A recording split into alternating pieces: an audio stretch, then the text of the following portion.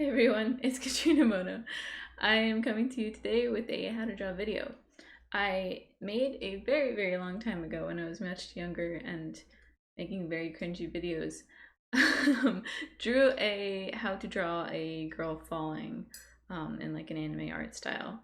And it is the only video that has like a decent amount of views on my channel. So I figured now that I'm back, let me remake it. So that's what I'm doing today. But I'll show you the basics, how to draw the skeleton, and once you have the skeleton, you can turn that into a guy or girl, an alien, whatever you want it to be, but it'll be a skeleton. I'll draw like a more basic version, and then I'll draw the muscles to kind of show you why there would be like a little bulge here, a little bump there, and hopefully you can translate that into your drawing, and hopefully this will help you kind of understand why it's going to look the way it's going to look and make you be able to change the pose however you need to change it for your character.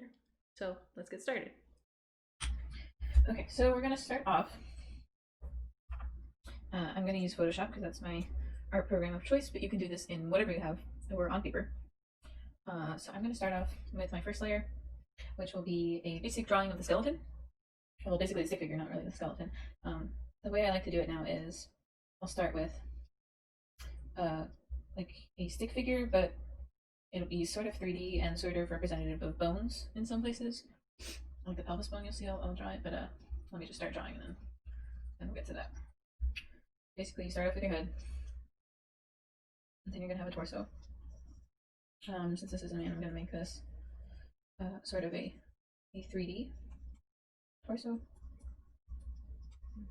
So it'll be kind of like a hollow cylinder to represent the ribcage. So there's that, and so then I have a spine here.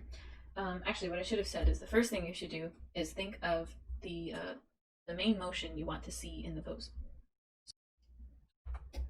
Okay, so this is going to be our arc of movement, all right? So I've already kind of started to draw him in the right spot. I'll just move it down a little bit. All right. So basically, you would want the spine to follow this line of movement the most, and then everything else will kind of be dictated by the kind of the physics that would be acting on the body. So here's the spine, right? Okay. And you would start drawing the pelvis.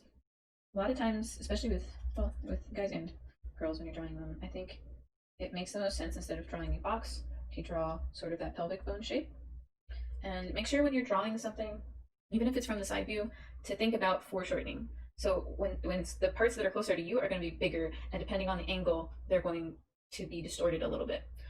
It's something you kind of just gotta get the hang of, like building into your drawings. Just do a lot of practice with basic shapes like boxes and rectangles, and just exaggerating the foreshortening so that you get an idea of how it works on each shape, and then just kind of build that into your drawings. So for this pelvic bone, like if it was closer to me, this side would look longer and bigger. So that's how I'm drawing it here. I guess if you were drawing a box, it would kind of look like this, and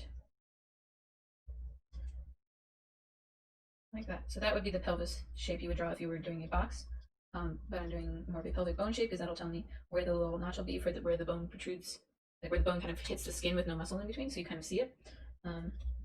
So yeah, so that's what you would draw, or at least that's what I would draw. That's how I think about it. So from here, you've got some rotator cuffs. I like to draw the circles because it helps me. And here too, see, like with this shoulder, you would need to make this circle smaller because it's in the back, and this one bigger. Same thing with this one. It should be smaller. So that's looking good so far. Just kind of look at skeletons or get one of those stick figures that you can kind of position, like the little wood ones. That'll help you get an idea for the proportions. And of course, your style of drawing might be different. You might purposefully want your character to have an extra long torso or extra long legs. So just, it's not like the way I do it is the perfect way to do it or the only way to do it. I'm just trying to kind of obey the anatomy principles of normal humans, and whatever you want your character to look like, you adjust it to be that. There's no like real rules in art, it's whatever you want it to be. So for this leg, I kind of just find a length that looks right, and then make sure that both halves, like the upper part of the leg and the lower part of the leg, are the same length. And like I said, if you want yours to have really long legs, like a really long thigh or whatever, if you want them to be short, if you're trying to draw somebody who's like short, or like maybe if you're drawing a girl, not a guy, you want the legs to be shorter and you want to make them like thicker, you can do that. But typically it looks best if they're the same length or if the upper part of the leg is longer and not the bottom half of the leg. At least in my opinion. So to keep that arc of movement, I'm going to have the leg that's facing us kind of be straight because he's falling, right? So he's not just walking. His limbs are kind of being lifted by the force of him falling. He's also a guy, so his legs, I'm not going to make his feet pointy. We're just going to have that like that. This leg will kind of be here, and want to make these slightly shorter because these are in the back. It'll help you end up drawing it a little bit better, or at least have an easier time drawing it. But now that I'm done drawing this arm, I can see that it looks disproportionately large. So we're just gonna use the magic of digital drawings to make this a little better. That's better. A little more realistic. So then we'd have another deltoid here. And then we'd draw the bicep in. And when your arm is close to your chest, your elbow kind of sticks out. So you'd have the elbow kind of point out here, and then you would have the muscles on the arm kind of sticking out again.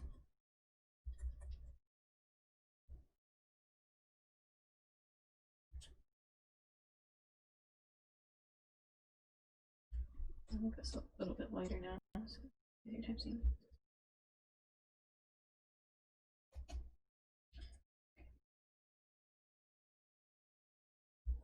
And then for this arm, since you're seeing the back side of it, you would see the wrist bone a little bit. So we'll draw that, and then we'll draw this square shape, and then the thumb, and then a box for the fingers that are punching onto this, whatever he's holding.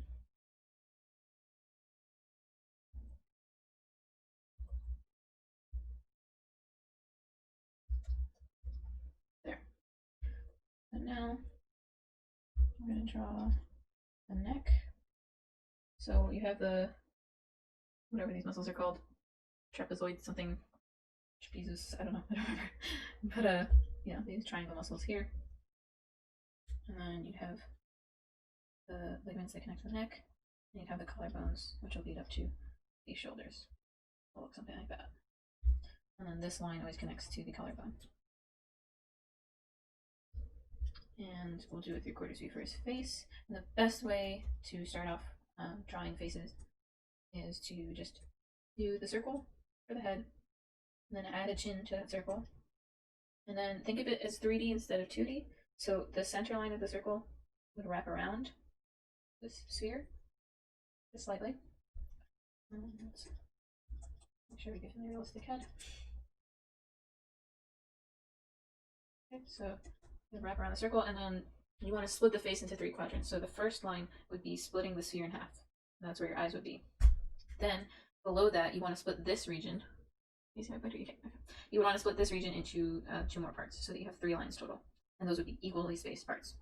And again, you want them to wrap around the sphere, not just be lines. I'll wrap around like this, and then I'm gonna wrap around like this.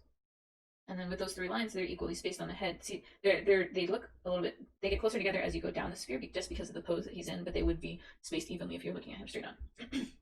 So the eyes will be right on the center of this line.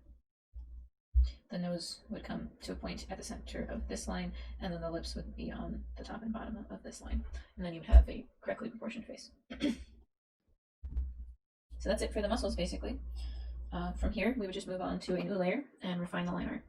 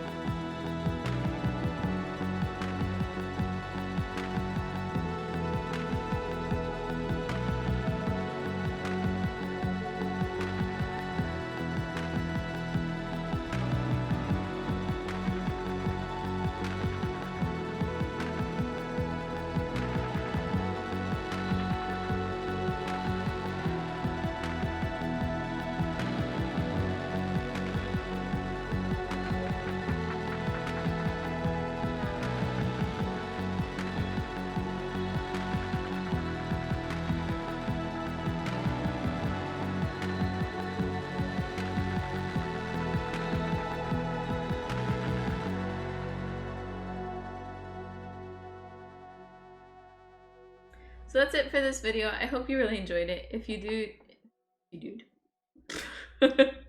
if you did, you can hit a like button or something like that. I have a Discord. You can send me your art there. I can give you some constructive criticism, or if you just need some words of encouragement, I can do that too. And if you have any ideas for something you'd like me to make a video on, I'd be really happy to help you with that. Just let me know in the comments, or you can join me on one of my Twitch streams. I do those every week, Tuesday and Thursday in the evenings.